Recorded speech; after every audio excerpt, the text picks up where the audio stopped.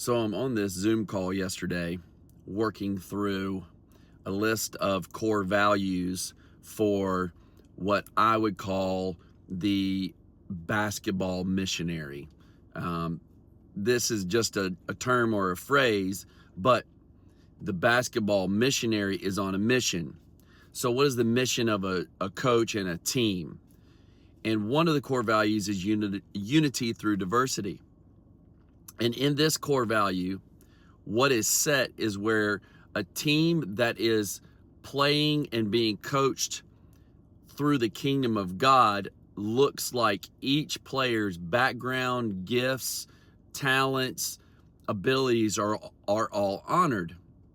And how the coach motivates and moves that culture inside of that diversity through the kingdom is such that every player is valued, from the starter to the bench player. And when those players' talents, gifts, backgrounds are honored, and then those things are put to practice and are valued by the coach, that kingdom culture is set. So let me tell you how not to do it. We had won back-to-back state championships. We were on our third in a row Final Four, right? So you got to win two Final Fours, then end up winning the two state championships. This is our third win in a row. And maybe this team was even more talented than the ones that won the back-to-back state titles. And I got two guys on my team that, if I'm being honest, were the most valuable.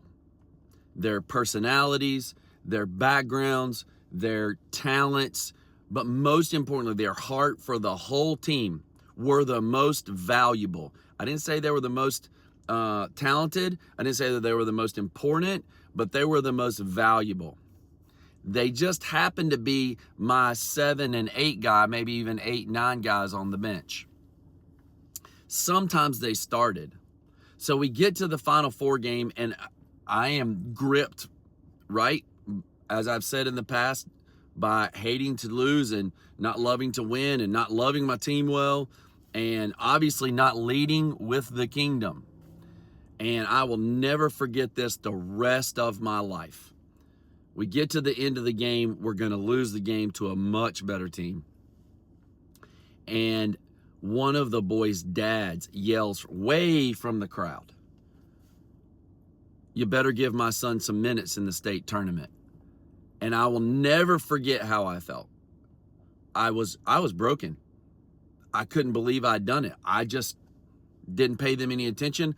I played my top 5 or 6 trying to win the game, and it cost us. And I actually, looking back on it now, really think we would have probably had a better chance if both of those guys had played.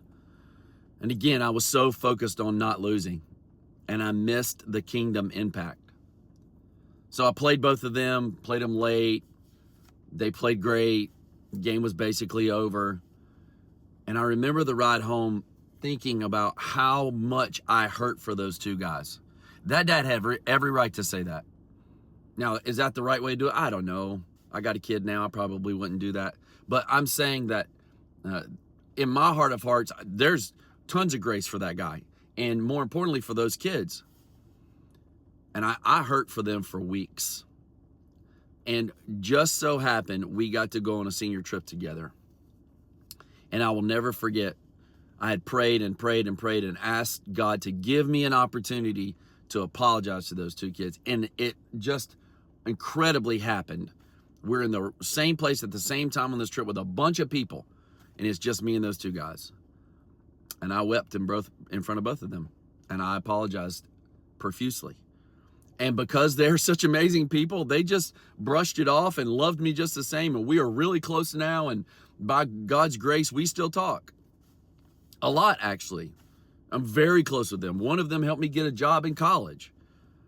And I just want to say to you as a coach, and you as a leader, this is great for you, a leader, wherever you are, that leading with the kingdom means to honor the gifts and the talents and the background of each individual player and person, and to put that to practice means that you value the top as much as you value the bottom in that list that we create.